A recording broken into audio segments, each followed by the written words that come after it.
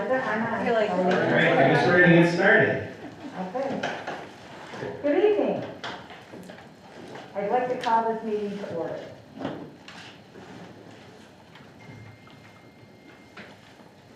Would someone move item 1.02, please? Move it. Second. Any additions or corrections? No, there are not. Any discussion? All those in favor? Aye. Opposed? Abstentions? Passed 6-0-0. I need to share with you our evacuation procedure. In the event of emergency, you can go out either end of this room. There are emergency exit doors. I ask that you go in an orderly fashion to the doors and go outside, move away from the building, and just do that in an orderly fashion. No one signed up for public forum this evening, so we're going to move on to item 1.06 to approve the regular meeting minutes from April 5th. Did you do 1.02, Mrs. Griffin? Pardon me, oh, I'm sorry. I went right over that. Would you all down here? Thank you, Mrs. Available.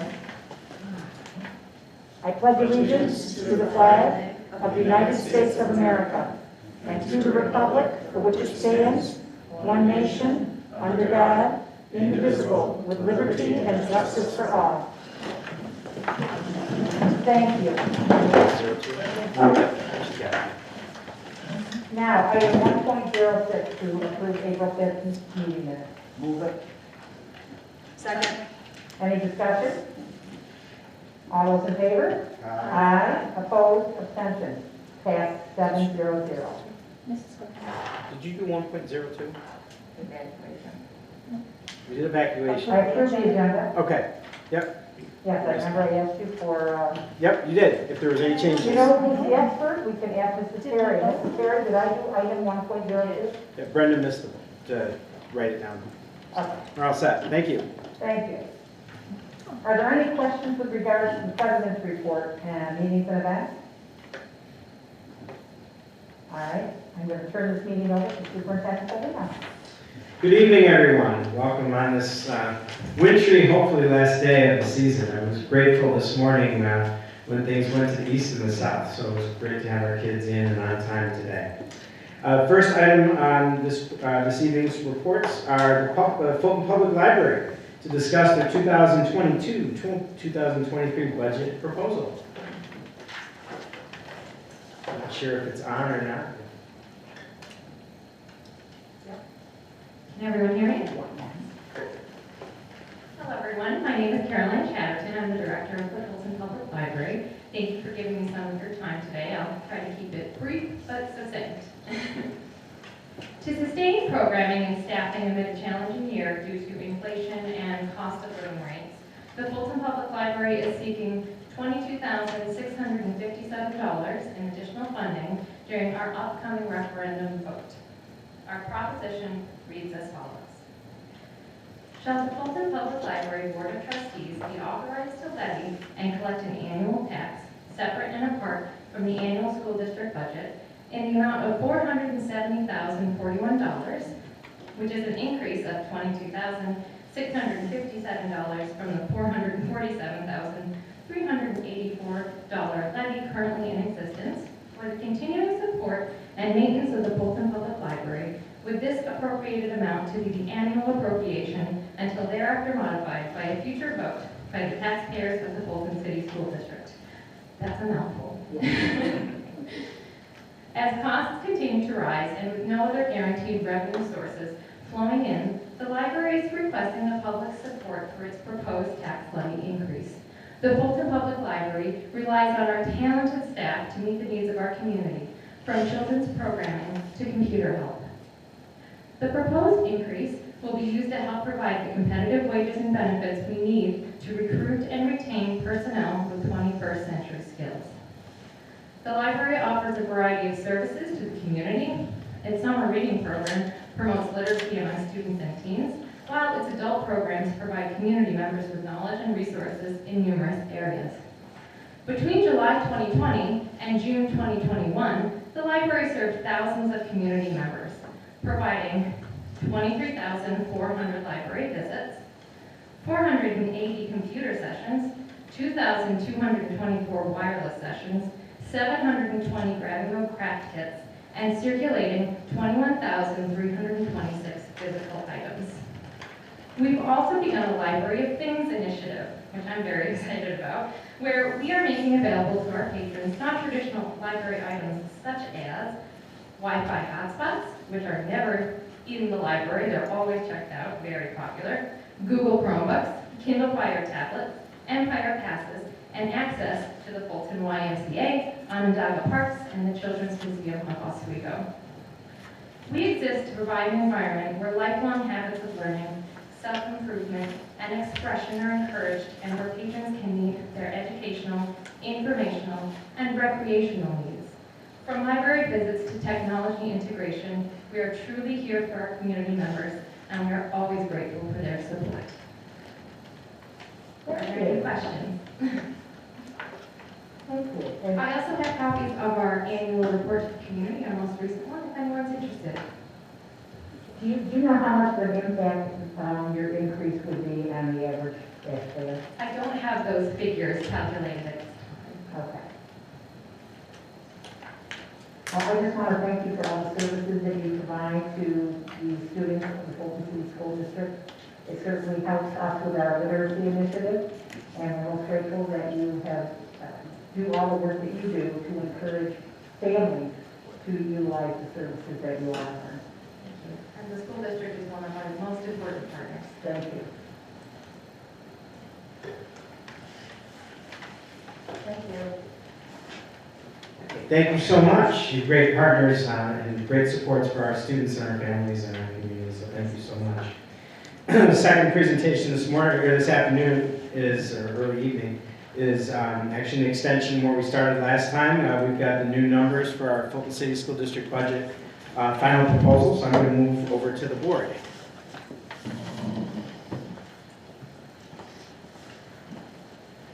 So on or about April 5th, we received some new numbers, so I'm going to work us through our slides. So Dr. Lisi, if you could drive for me. Oh, go back, please. So we're going to be going through the final draft proposal tonight and the next steps. Hopefully, we'll have a budget this evening to move forward from. Next slide, please. Just a reminder that everything comes back to our vision and mission that's part of our strategic coherence plan. Everything that we do, the budget is a resource. It's full of the resources, the financial resources that really drive everything that we do in our district. So it ultimately helps us reach our vision and mission. Next slide, please. Also, just we always keep in mind our beliefs and our guiding principles, which we come back to each and every decision that we make. We come back to our plan and all aspects of it. Next slide, please. And also, always a good reminder of what our strategic coherence plan is, which is really focused direction. It's about cultivating our collaborative cultures in our district. It's about deepening our learning together, and then securing accountability, both internally and externally, everything that we do. And it's really focusing on making things make sense, sticking together, and creating that collective commitment to all the work that we do. And that's a big part of everything we're doing now. I had the opportunity to speak to our District Coherence Council yesterday as we think about extending our plan beyond its original 5 years. We worked on that yesterday. I thought we had a very good kickoff meeting yesterday with that, and some great ideas and good feedback, and a lot of we've got to keep things going, which was good news. The second meeting we had last night was our district-wide site-based meeting. We went over the budget, and we had some very good conversation, about impacts and things that we're working on in our district and things that we need to consider down the road. So it was a very good evening yesterday. And it really drove towards our seeking this collective understanding and shared commitment to everything we do and everything coming back to each and every one of our kids. Next slide, please. So our coherence plan has 6 different areas. I'm not going to read each one of those areas. I'll show them to you in just a second. But these are the different strategic intents that we're continuing to work towards, and that the budget fuels the work that we're trying to accomplish. Next slide, please.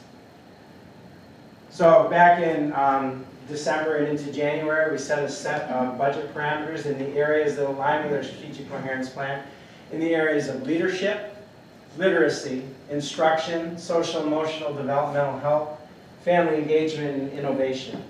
And I'm not going to read through those, but these come back to some of the key elements in each area. So for example, we maintain our multi-tiered systems of supports. Tier 1, all instruction for all kids. Tier 2, those smaller groups, more intensive supports. And then those Tier 3 interventions, those more intensive individualized supports for our kids, both academically as well as in the social emotional domains. You'll see the multi-tiered systems of supports fall in 2 different domains within our plan. Next slide, please. For those of you that are watching this evening, and also a reference to the board, we've been working on our budget actually since November. And so actually we started doing presentations associated with each part of our strategic coherence area. And you could click on leadership and it would actually take you to the report. It's also on our budget workshop or our budget page of our website. But if you're in this report, you can just click, it'll take you to that. You can actually see what we've been working on in the area of leadership, for example, and also how it ties to our federal funds as well. So great resources, and we built this each at a series of meetings. So we have a leadership presentation, an area of literacy. Next slide, please. Instruction, you can go and watch, you can see that presentation, social, emotional, developmental health. Next slide, please. Family engagement and innovation. So all of those reports built on time where we can really look back and say, how did the budget connect to all those areas? What are all the different things that we're supporting in our district and providing to our students and to our families, and the supports that we're providing to our staff? And I think in the year that we're in, the last 2 years, these budgets and the budgets that we use, we have to maximize every single dollar that we're bringing in, use it efficiently, and also really get a feel for the wide range of experiences that all of our stakeholders have had and try to address those needs. No small feat. And so that's what we're trying to accomplish within this budget. Next slide, please. So here's some of the good news. We received about $2.66 million in foundation aid. If you remember back in January, this number was $2,001,000. So we did receive the $265,000 increase. Great news for the Fulton City School District. So that's a positive. What we're trying to figure out with this is originally what they talked about with this in the state foundation formula was that school districts would be brought 50% of the way this year and 50% next year. So okay, so that for us was about a 5.6% increase. Interestingly, when this came out, it's getting towards 60%. So my question is, next year, 50%, 60%, or 40%? So that is another, as we project budget, that's an interesting one to keep an eye on. Because originally when we were putting together budgets, we were thinking on 50-50. And now, this throws it off a little bit. So we're going to keep an eye on this very closely. UPKA, what a great problem to have. We had $657,000 as long as I can remember since I've been here. That has been flat funded for districts across the state. It's been something that we have been advocating for years. Many groups have been advocating for this. And lo and behold, when the runs came out in January, they were $657, and they came out in April, and they were $952. So $294,000 increase. What we're waiting on, and Ms. Guy and I were talking about this yesterday, what does this mean? Is this for full day pre-K? What are the rules here? What are the expectations? So we're wanting to see that very quickly because September sounds like it's a long way away. It's not. And so if we're having to really look at ways that we can provide full day pre-K, we need to start working with different groups and agencies and see what we can do, because we all know that if I can get my hands on our 3-year-olds, that's something I'd really like to do.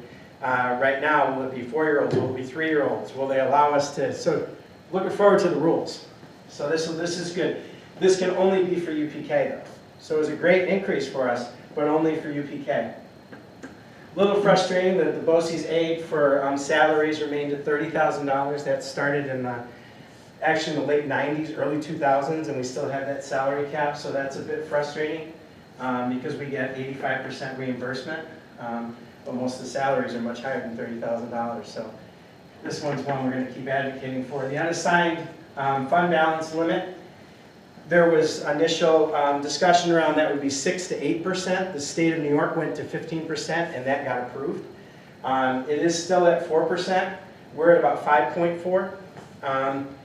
But I think with the situations that we're in, and having to really think about projecting out the next 3 or 4 years after federal funds, I think it's something we need to think about and look at how we're using those fund balances. Another bullet, which we need to add to this presentation when we do it for the budget forum, is the forgiveness bill. Thank you to our legislators and to our governor who built that in. We've been, since 2017, we've been advocating to get that forgiveness bill. Fortunately, we were a district that does, and we were never garnished, which was pretty amazing, which was good. So that was a $1.6 million impact or thereabouts. So that's something that we're really grateful for. And for the first time, we've gotten 100% passing from Senate and Assembly for years.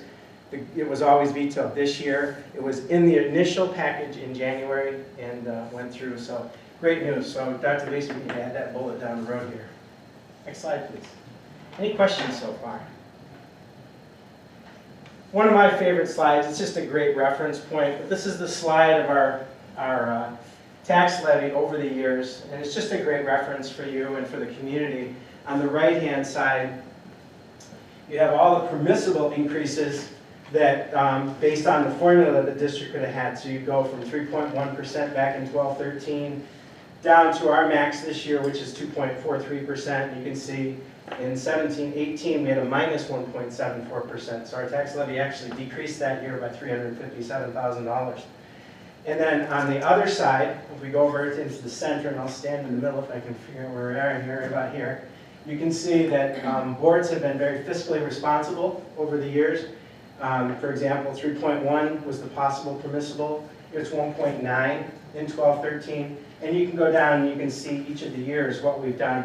It averages out to about 1.18% a year. I did the math before the meeting just to take a look at that. So it's just over 1%. And right now, if you actually take out the 2 that we'll discuss a little later this evening, it's actually 1.0, or 0.99 actually, when I ran the math. So, and what it does, it actually shows our permissible, don't touch it, I won't. Okay. The permissible growth could have been 4.96 million over this time frame. And boards have done a very fiscally responsible job, and our increases have actually only been about 2.3 million. So a good, I mean, I think we've had very fiscally responsible boards and administrations over the years. I think this really shows and demonstrates the work. And I think the bigger thing is, look what we've accomplished over that decade of time for kids. Our kids had some great opportunities and continue to get great opportunities. So great work to everybody who's brought us. It's just a great reference point. Next slide, please. I always get the question, what's the difference between the tax levy and the tax rate? We're talking about the tax levy this evening, and as part of our process, which is the total amount of revenue that is raised through taxation from property owners. In our district to fund the school budget, the tax rate is actually may differ greatly from one household to another based on such things as equalization rates, assessed property values. Those factors aren't controlled by the school district. So again, we're talking about the tax levy when we talk about tax for school taxes. Next. So here's our revenue run. So our foundation aid is now at $38,871,000. It's about a 5.7% increase. Services aid went up a little bit. That's our BOCES aid is a big part of that. That's actual expenditures. So, you know, as they look at all the things that we've put in, this is what generates these lines. So these are for actual dollars. They're 1 year lagged. So the other one that really changes is the foundation aid, the services, the building aid, and the excess cost aids are all generated based on actual expenditures the year before. That total comes out to $55,385,547. Then we have other revenues, like our payment in lieu of taxes, for example, falls in there. Our Medicaid reimbursements may fall in there, those types of things. $1.589 million. Right now, we're not taking anything out of the assigned fund balance because I always think the best way to look is zero out. Let's see what it really looks like and what our gap is. Our tax levy is $21,613,305. This also shows a 0% increase for revenues at the moment. We have a 0% that we're in right now. We did a 0% in the 21-22 school year. So this is actually the same tax levy that we've had now for 2 school years. Next slide, please.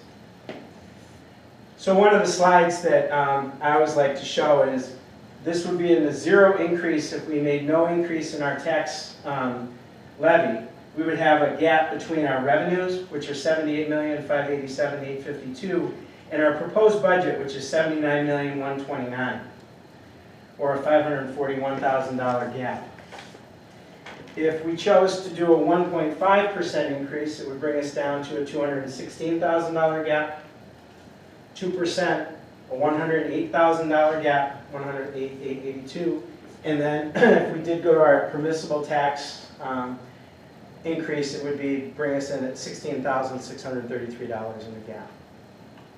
Any questions about that? It's just to give you some This adjustment. is without taking out of our fund balance, right? Correct. Okay. So this is always, I always think the best way to do it, because that's the money that we can Yep. balance. Yep. That's correct.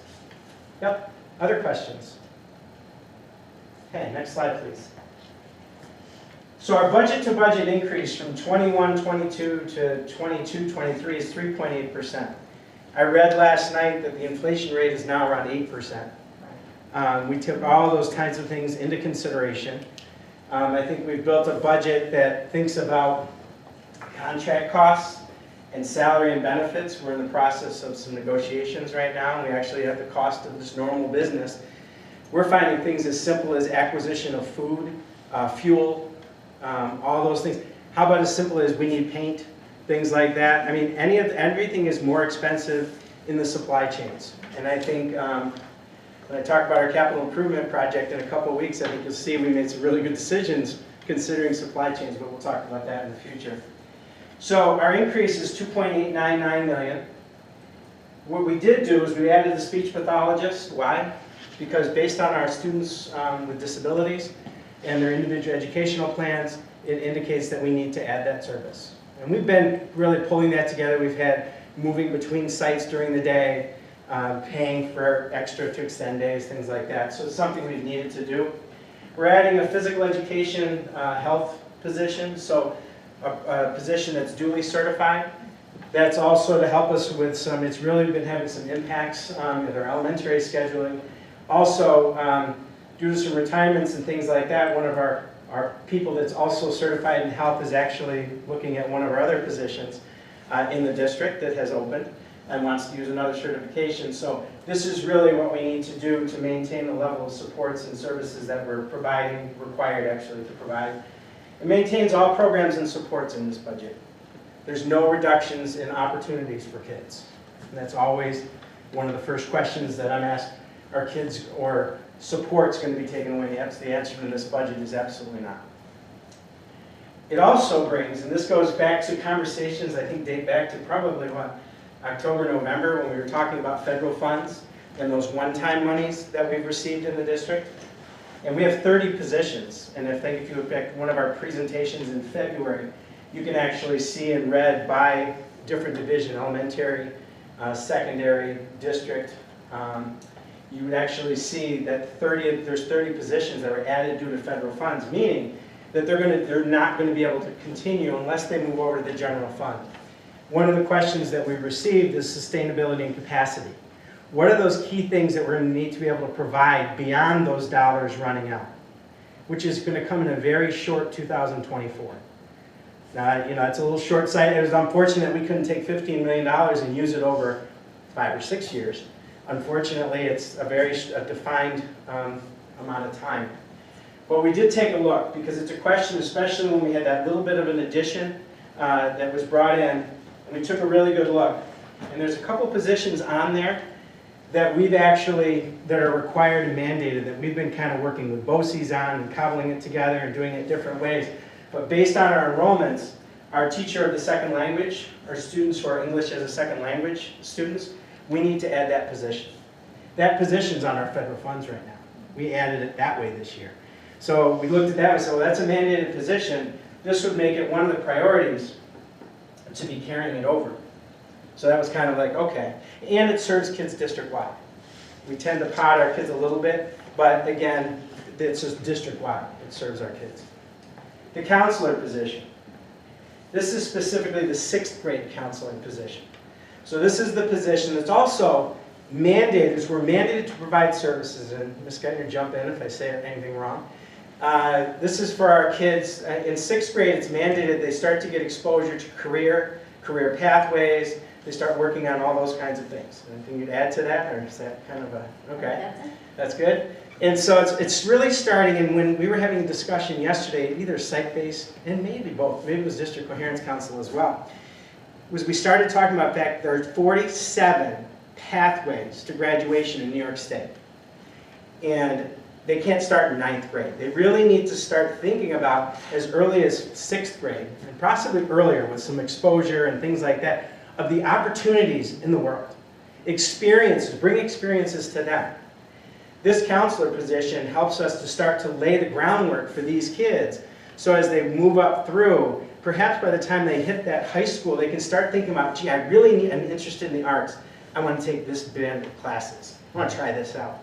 Or I want to go into mechanical or electrical engineering. Well, that would be the P-Tech direction. Or I'm interested in the health professions. Well, lo and behold, don't we have an early college, high school in the health professions? And you know, and that's just a couple of the pathways. We have an information technology, early college, high school. And I believe as we build this, we'll also have to think about employability skills and specific job skills. I believe somebody shared a piece of data with me yesterday that 60% of our kids right now are going out into the world of work first. And I think that's interesting. College is a pathway. Yep, absolutely. Work is a pathway. As you walked in the library today, you saw all the different posters out there with all different types of jobs, opportunity, and the types of coursework and preparation work you need to do. That's what we have to be able to provide. That's what these budgets are building us towards. So this position, kind of drilling back down, starts us to lay the groundwork across our 4 elementary schools with all of our 6th graders in a consistent kind of way. And then finally, something we've learned about during the last couple of years, our nurses are invaluable, and we're finding that we're going to need to really provide that continued support. So we felt bringing that nursing position that we had, we're going to bring that over as well. So really mandated, and it's pretty a strong position that we're supporting health needs across the district. Any questions on this slide? Question? Just out of curiosity, what the teacher of the second language, what's that certification? Ms. Do Guyton. you know? It's TESOL, Teacher of English Okay, so it's to a Speakers of Other Language. specific certification. And for the counselor, is that a guidance counselor? We don't have guidance counselors any longer. Oh. We have school counselors. Is that a school Which counselor? is really focused on the whole child, the academic component plus the social emotional component. And so our counselors are certified as school counselors. And that's what we're doing. And what do you see as the vision for this person? So as part of our comprehensive school counseling plan, which we look at every year, but we really changed it based on the New York State regulations that changed a few years ago, and looked at how we begin the conversation about employability skills, life skills, career readiness at the elementary level. And that obviously is developmentally appropriate. We don't want first graders telling us definitively, you know, what course they have chosen for their life at the age of 6, but how to develop those skills for cooperation, collaboration, expressing oneself, being an advocate for oneself, self-awareness, social awareness. And then in 6th grade, really, in our counseling plan, it's the beginning of the development of your college and career portfolio. Right now, we use a platform called Naviance. We're looking at other options that might be a little bit more user-friendly, but Naviance has been our current platform. And in 6th grade, they begin with a resume builder. And so that really is looking at what have I done in the community? Do I participate in extracurricular activities? Am I on a youth sports team? Do I volunteer in my neighborhood? Just starting to think about the things that help to shape who they are as individuals. There's a goal-setting component, so the counselor meets with each 6th grader individually and does a goal-setting activity with them. And then there's an interest inventory that they do beginning in 6th grade, just to get that initial look at what things they like to spend their time doing when they're not at school and when they're in school, to help them sort of narrow down some options that they might want to explore. And then those portfolios are built on every year through graduation. They're also the focus of our student-led conferences. Thank you. So much better explanations. Very thorough. You had another question, Mr. Manville? Yeah. So the, I'm stuck on this English, the English as a second language. Mhm. Is that like a minor, as we would know it, like if we were back in school? Are we hiring like a, would it be an English teacher with a minor in English as a second language, or can it be pretty much everything? I know education has changed so much since. No, this is a specific area of certification in New York State, so we are looking for people who And that have is this what they are specialized training, and that is what they're certified in. Very often, they're dual certified. They might also be special ed teachers, or English teachers, or reading teachers. Okay, But that is a certification in New York State. thank you. Great questions. So you can see, I think, when we put a lot of thought into those positions, and I think it resonated with us right along sustainability and capacity, and we felt if we could start getting some of those key positions over, and mandated positions really would take precedence. So this was the idea that we had, and as you heard from the two descriptions of the positions, they're going to impact a lot of kids and opportunities, and obviously the nurses do as well. Next slide, please. So the current budget gap is $541,148. The current budget gap shows no use of reserves, no tax levy increase, and no federal stimulus. So that's at zero. Kind of goes back to Ms. Papalardo's question. So which reinforces. Next slide, please. There's gap closing options. The use of unassigned fund balance or reserves, increased tax levies, program reductions. I've already indicated the third one's off the table. Program reductions aren't an option. Our kids deserve the best and the broadest, and we need to build on and develop what we have. So really looking at could be one or the other, could be combinations. Next slide. For me, I guess I'm a combo guy. So I believe that, we said we're over a little bit on our reserves. I feel a combination would be the most prudent. We are underspending our budget by a little bit right now. About $280,000 is where we were at roughly. For this school year, we'll see where that comes in. There's a couple numbers that we still don't know. I think that's the conservative low. So we're projecting a 2% increase in the tax levy, which would increase us about $432,000 or thereabouts. Other revenues, I talked about before, that's our pilots, things like that. Planned use of reserves, zero, but our unassigned fund balance using $108,808 to bring it down a little bit to demonstrate that we are, bringing that down, cognizant of the fact that we want to be aware of what's in there. As I said, it's unfortunate that that 4% stayed. The result then would be a balanced budget of $79,129,000.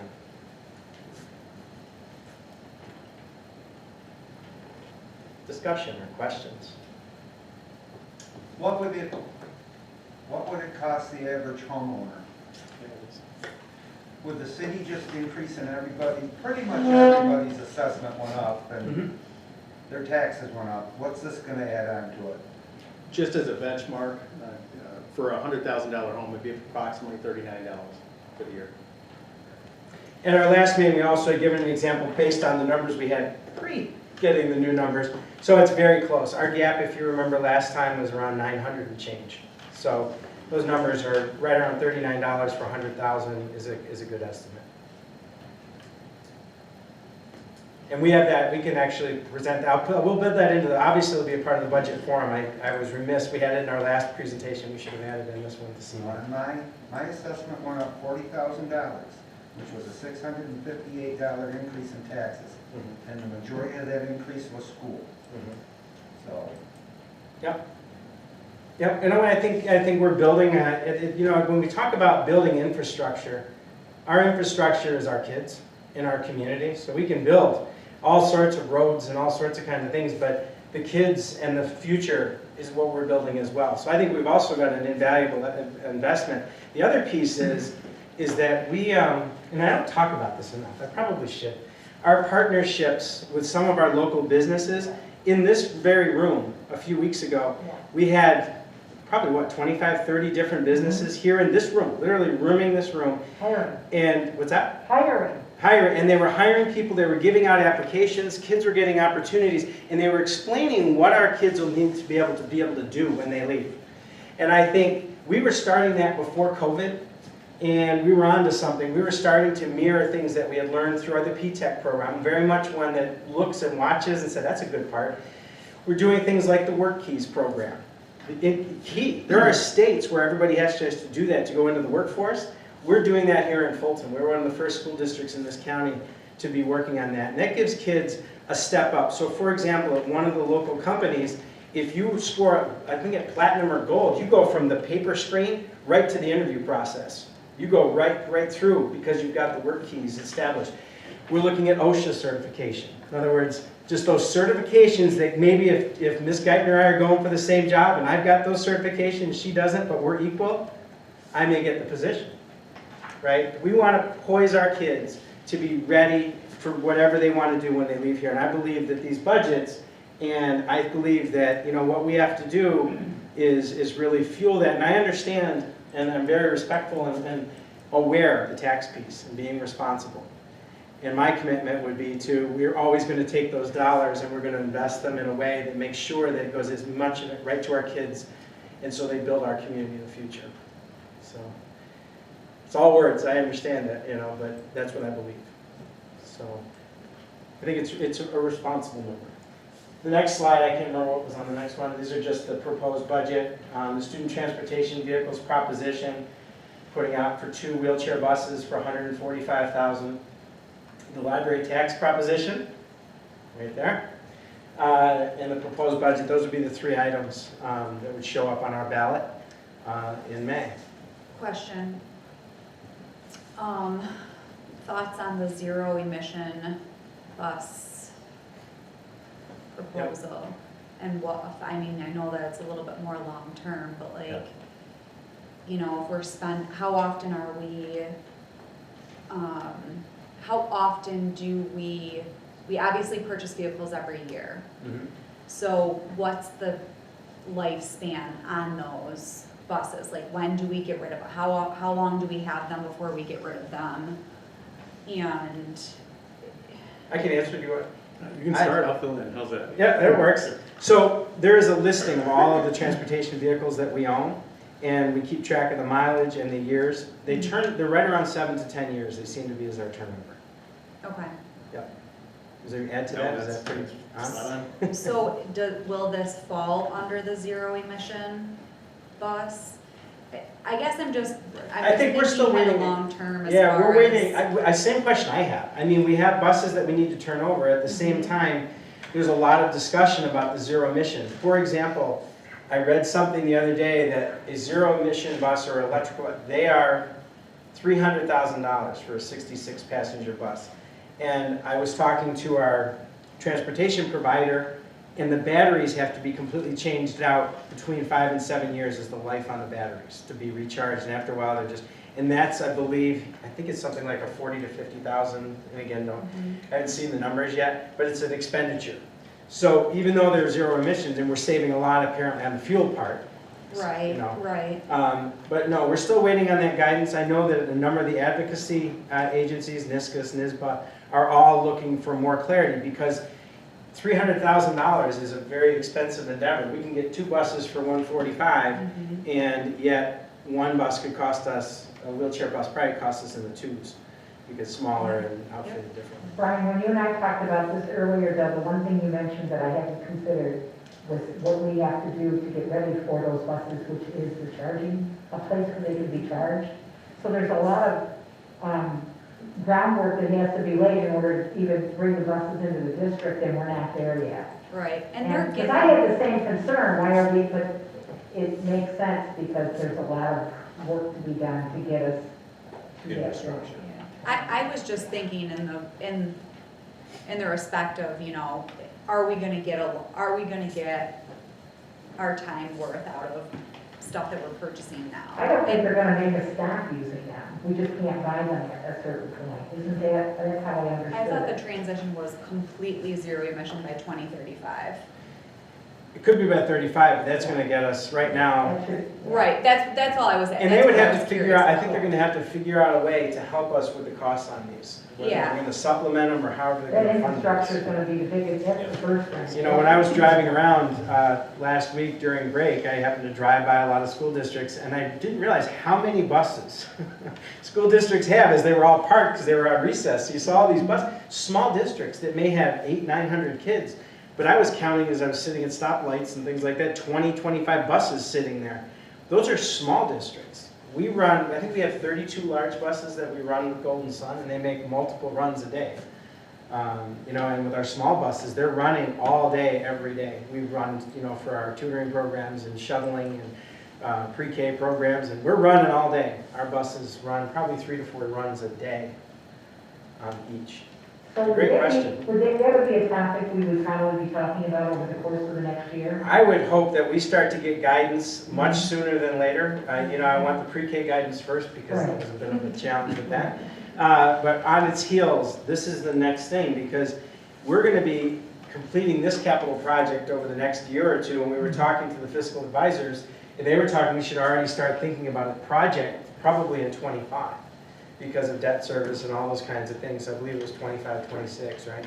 So those are the kinds of things. Well, we may need a bus charging terminal of some sort, you know, and all those kinds of things. And then how do you think about how many miles? I've heard they get about 250 to 300 on some of these buses right now. Maybe 3 years, 4 years now, they'll have 500-600 miles, you know, on them. Who knows? But that issue is, okay, well, if we run 100 miles in the morning on a run or 150, you got to charge all those buses before the afternoon. Well, we also run runs in the day to pick up kids. Right. So there's a lot more to this than just the purchasing of the buses. So, and I'm not sure that everybody thinks about all those things at the decision-making levels, maybe high up, you know, in the state, thinking of great ideas, environmentally sound, all those kinds of things. But at the same time, we need to think about capacity and sustainability to be able to do that work. Yeah. Great question. And we thought a lot about it. Of course, that came out, we were thinking about this before that came out, right? So, other questions, right? I don't know if there's one more slide or not, I can't remember. Oh, there is, there's a lot more slides. I don't know why, now I lost track. So this is that part of our budget notice. You'll see on our, we do have the adopted budget where we are now. Our budget proposed, if this is what we go with, if this is what the board supports. And then obviously our contingency budget, it's approximately $441,000 less. So that's our budget notice. The next slide, please. So budgets are in 3 parts.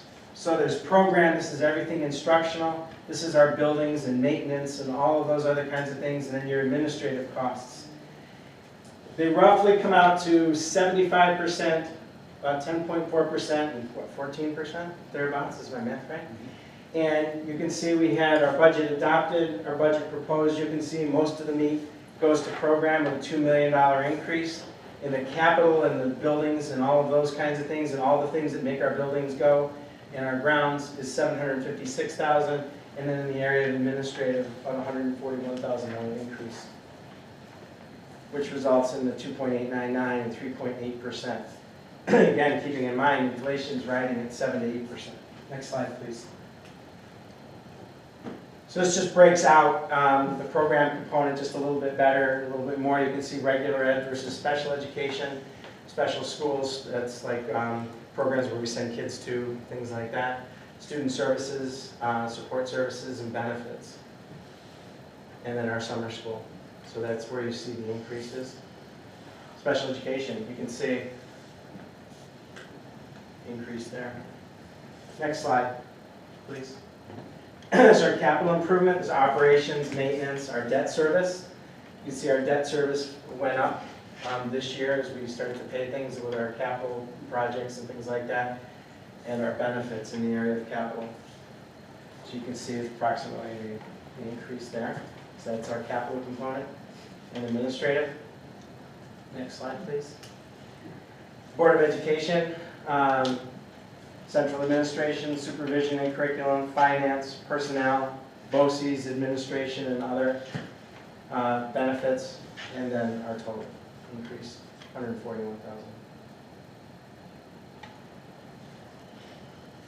Any questions? Pie graphs are always fun. So this just demonstrates 74.8% of our budget is towards program. 14.8% is our capital and 10.4% is our administrative. Very consistent. If you look at our budgets over the years, we've always been in kind of this kind of way. On the other is our estimated revenues. I won't stand in front of them, but state aid is representing 70% of our budget. The tax levy represents 27.9%. And our other is 2.1%. So this is actually down a little bit. This was 28.5% last year. This is 27.9.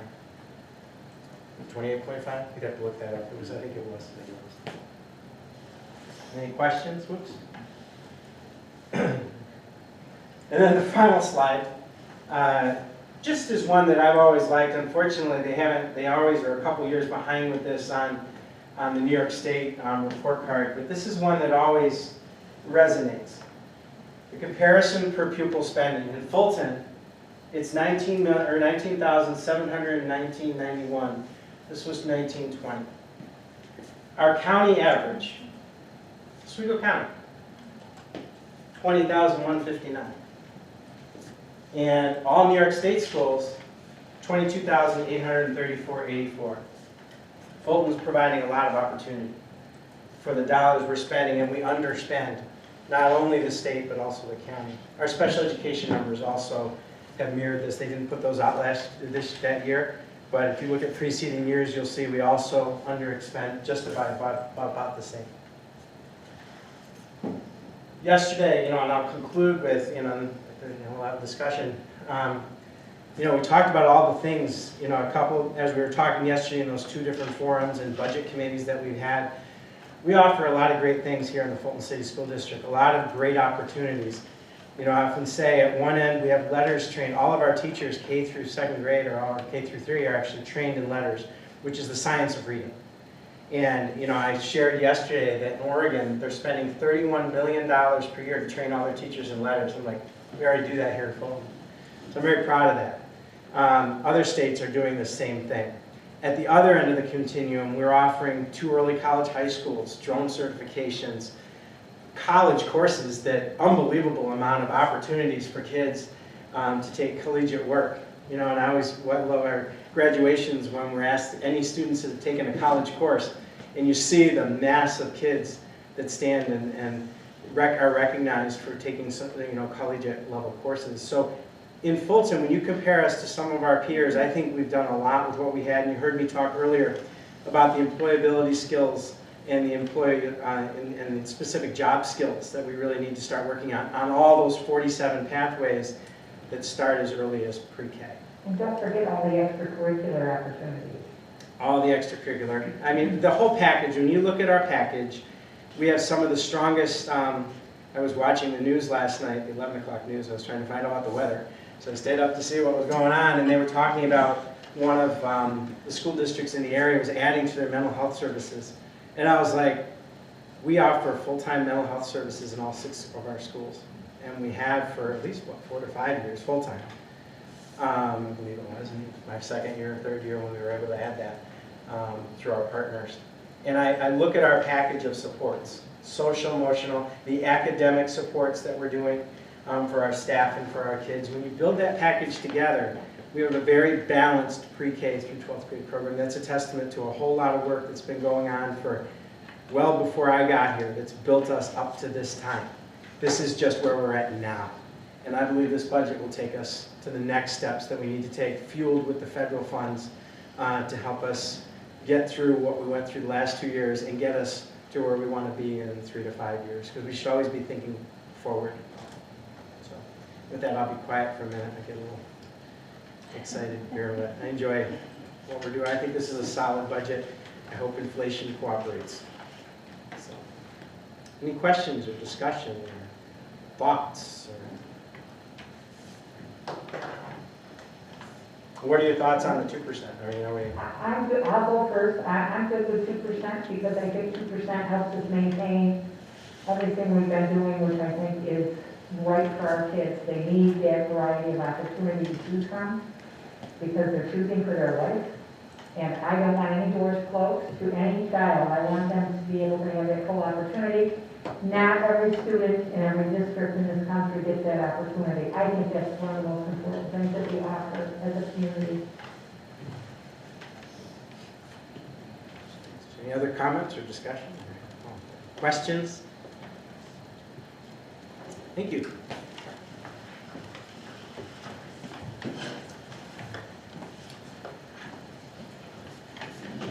Next on our agenda is the, if you could review the resolution or review the property tax report card, Dr. Lisi and Ms. DiBiase. Sure, thank you, and good evening. I'll defer to Ms.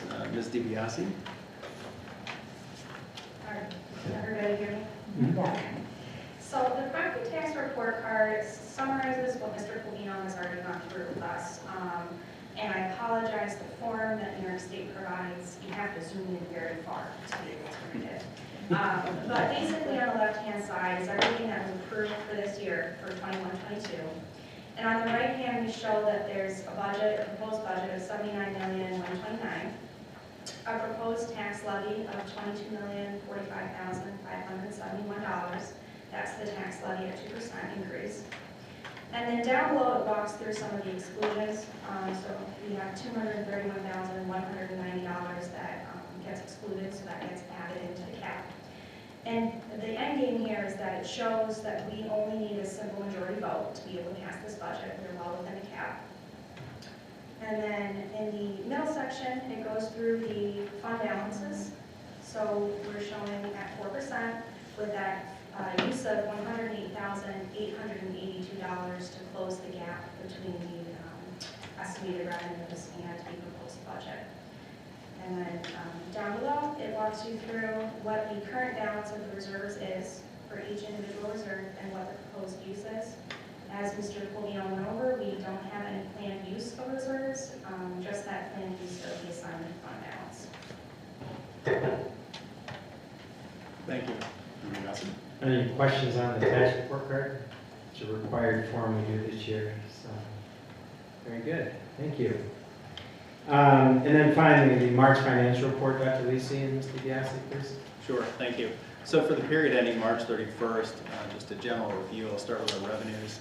Our current year-to-date revenues for local, state, and federal are $60,329,489. Our total expenditures year-to-date are $50,664,871, and that includes salaries, benefits, equipment, and capital outlay, our contractual supplies, debt service, and interfund transfers.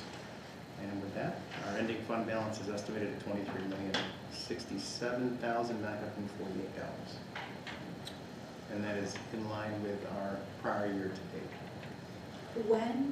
When would we expect the other revenues to come in? That's good, in terms of. Like the pilot payments? Right, there's one that won't.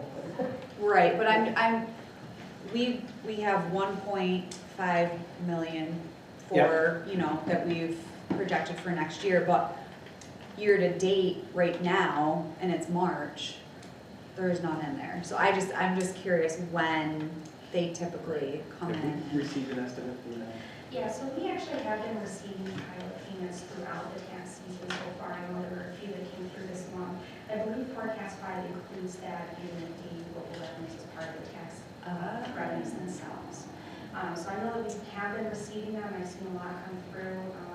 The IDA handles most of them, and they just send those checks to us as they come in. So what is included in the other revenue in this slide typically? That is a miscellaneous column, so we use WinCap as our financial system, and Forecast 5 takes that data and aggregates it into something that's easier to digest. So their formula, I can't speak off the top of my head what goes into that column, but I know that everything in our books is correct and accurate. We've been receiving miscellaneous revenues like pilots, Medicaid reimbursements, rentals for use of facilities, and those things throughout the year. Right. Thank you.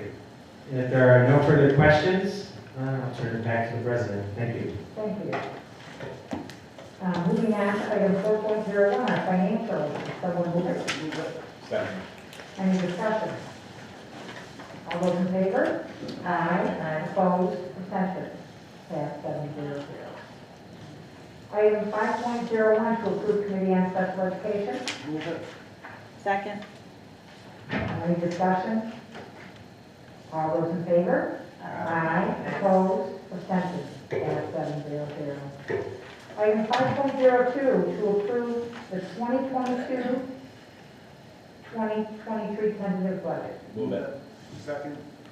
Is there any discussion? And this is a roll call vote, so I will have our clerk, Mrs. Terry. Mrs. Elbegor, Yes. Mr. Cordon, Yes. Mr. Crandall, Yes. Mrs. Gertman, Yes. Mrs. Lyons, Yes. Mrs. Mainville, Yes. and Mrs. Cavalera. Yes. Thank you. Item 5.03, adopt the school property tax card. Move it. Second. Any discussion?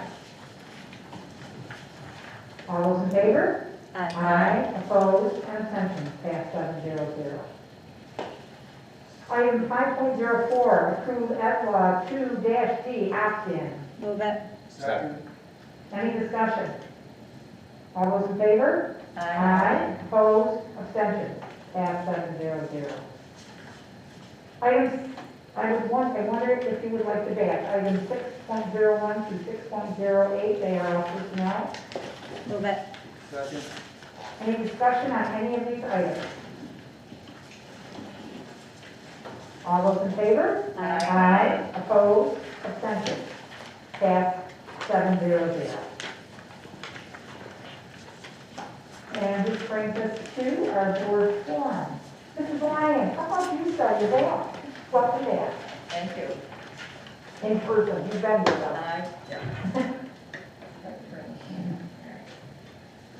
Thank you very much on the presentation on the library. You guys do so much for our community, not only the young, but the elderly, and we appreciate everything you do. Thanks.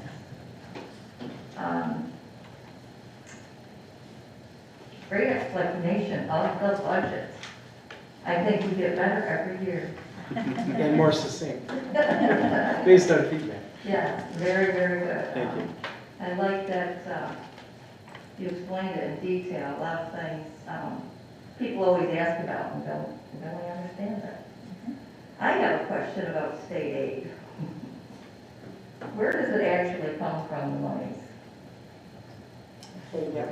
I know, but taxpayers, correct? Correct. I think that needs to be said. Yes. I think sometimes people think it's just there. They don't realize that we're all paying for that also. No. We are the people that make our schools what they are, all of us together. So I think it's important that we keep it up and do what we can to give our kids everything they need. That's all. Mr. Crandall? Sure. Thank the library board for everything.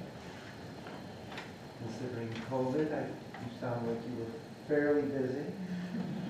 And I think Brian and his team, I think you're getting better at explaining everything a lot easier. Layman's term. It does, it seems more easier to understand and read than it used to. And that's it. Mrs. Mainville? Thank you to the library board.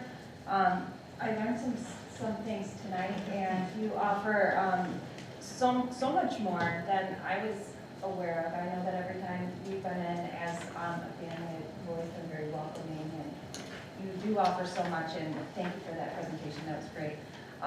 Thank you, Mrs. Geithner. Thank you for describing these new positions. I really feel like with these new positions, we're going to reach a wide range of students and their certifications and their knowledge and their skill set.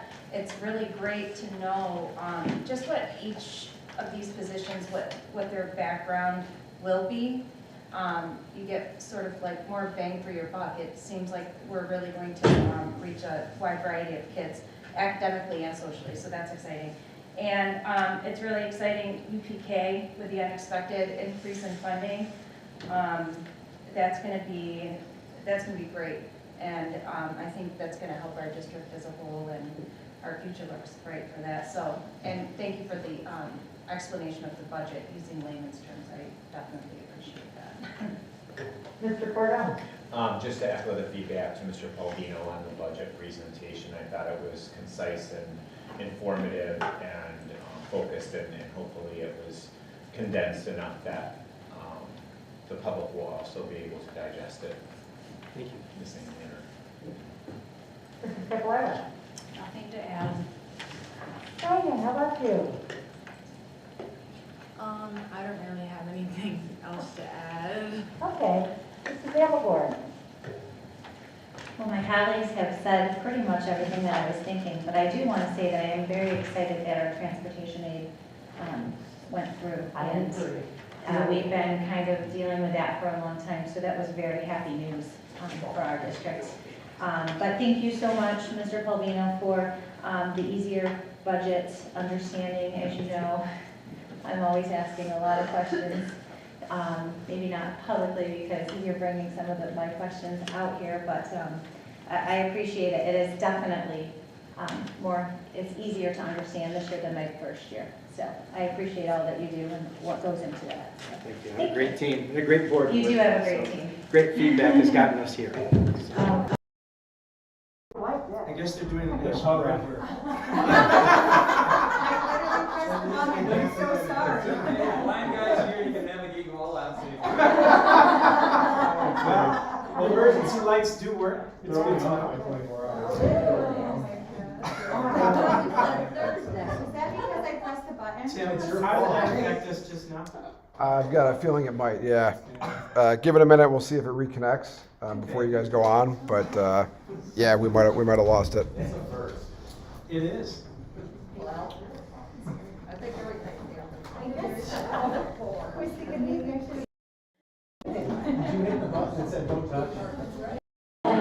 I did. You're not to put that button in front of me. I know, right? Never put me in charge of something really important. That was pretty good. Only in full. Crazy just how different it is. It's December.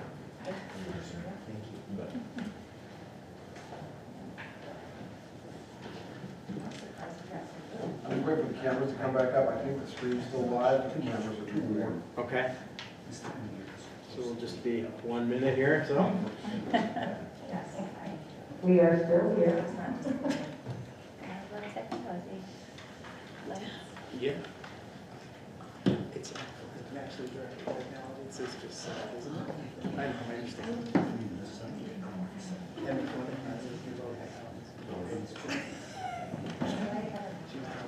I saw something. Here. Well, I don't care.